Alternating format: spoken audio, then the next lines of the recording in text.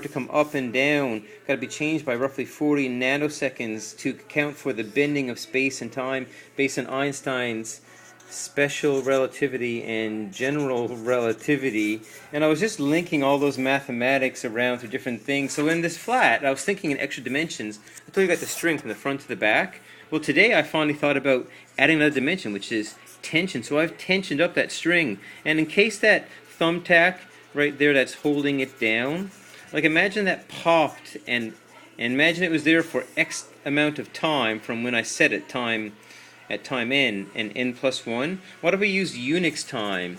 Unix time, and we look at the current Unix timestamp. So the UTC second started in 1970, January 1st, and people have counted Unix time ever since.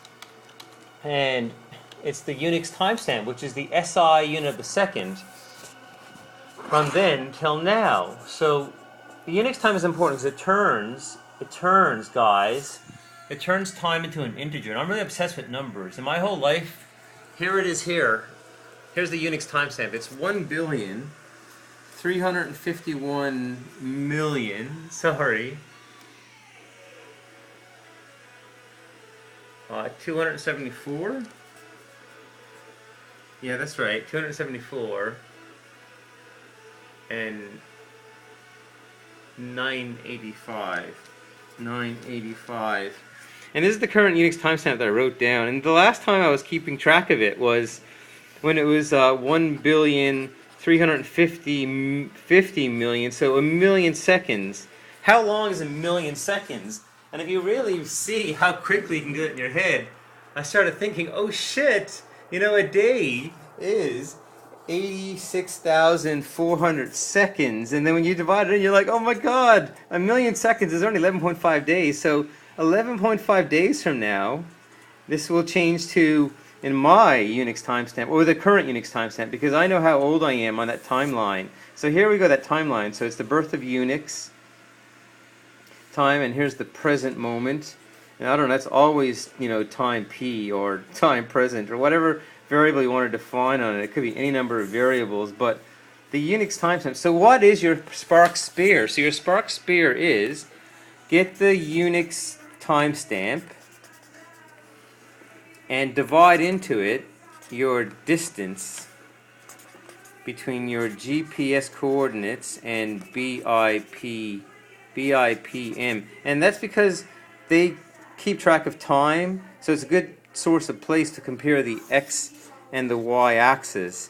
So divide the current Unix timestamp by the number of meters that you are from your current place to the best accuracy you know to the BIPM, and you'll get that as a radius. And then when you add that radius to become a sphere, you get your surface area. And here's the thing, I live in England, here's the little England, and so we turn that circle there into a sphere, and I'm saying that I'm at this GPS place right now, and I know that my Spark Spear is 115.5. So when I take the surface area of my Spark Spear, let me write it down, it looks great. Spark Spear.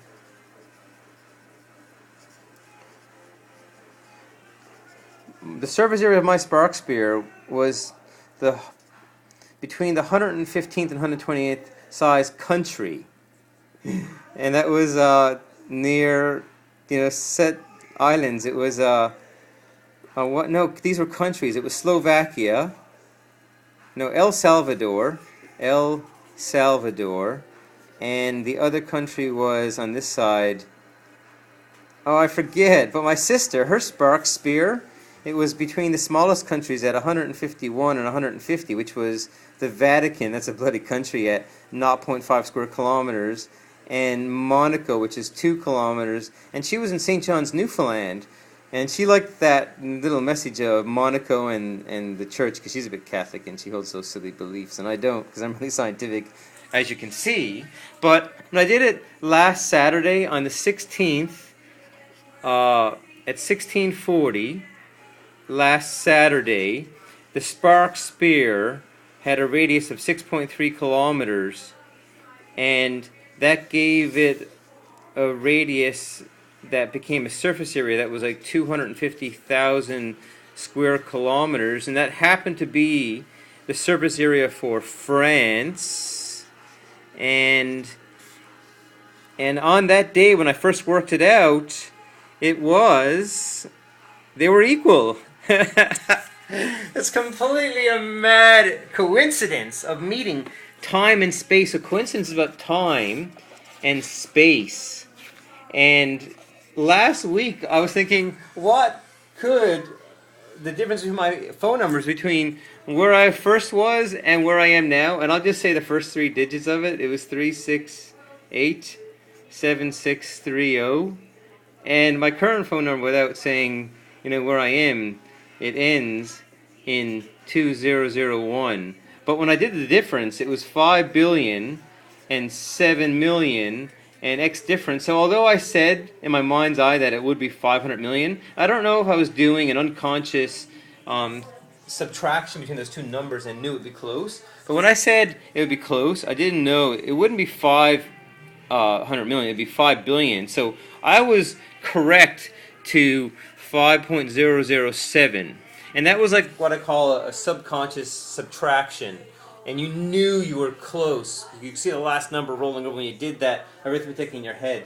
But just think that autistic people can remember phone numbers. Anyway, I got tension on the string now, so if we go down to get the other timestamp, here's the string. So I was worried the string would pop, and the thumbtack that's right here would pop off that and hit me in the eye, so that's where I'm wearing sunglasses. So this is... Whoa, we just got caught in the string. So this was the idea of getting the average GPS coordinates, because the string comes down here. So if I put a GPS unit right there, I could work out more accurately my exact GPS coordinates. With Fred V and graphics, and a tune called Major Happy. Get ready for goosebumps. So there's a time delay. Well, I got my new radio controlled watch, so I'll get you a timestamp. 0:43. 48.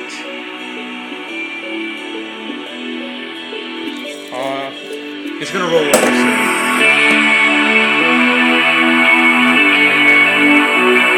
Okay, there's a 2-second delay, so that the DAB has a time delay, but we weren't even on FM, so I could put FM there, and then